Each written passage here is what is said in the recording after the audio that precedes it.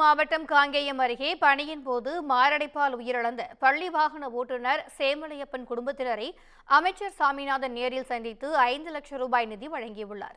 இதுகுறித்த கூடுதல் தகவல்களை எமது செய்தியாளர் ரூபன் வழங்க கேட்கலாம்.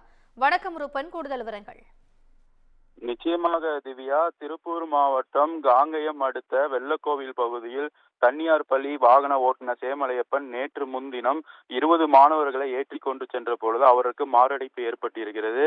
இந்த சூழலில் அவர் மாரடைப்பு ஏற்படும் தருவாயில் வண்டியை ஓரம் கட்டி 20 மாணவர்களை உயிர் காப்பாற்றியிருக்கிறார். இதனை செய்தித்தாள்களில் பார்வையிட்ட தமிழக முதலமைச்சர் அவருக்கு பாராட்டி தமிழக முதல்வர் அவருக்கு இரங்கல் தெரிவித்திருந்தார். இந்த நிலையில் அவருக்கு 5 லட்சம் நிதி அவருக்கு அறிவித்திருந்தார். அதை இன்றைய தினம் தமிழக செய்தித்துறை அமைச்சர் சாமிநாதன் 5 லட்சம் நிதிக்கான காசோலையை அவர்கள் இல்லத்தில் அஞ்சலி செலுத்திவிட்டு அவர்கள் மகன் கையில் ஒப்படைத்தார். இந்த நிலையில் அதில் மூத்த மகன் சந்துருவுக்கு 2 லட்சமும், இளைய மகன் வசந்திற்கு 2 லட்சம் மற்றும் அவரது பெற்றோர் சுபனுக்கு 1 லட்சம் என 5 லட்சத்திற்கான காசோலையை பிரித்து வழங்கினார். திவ்யா,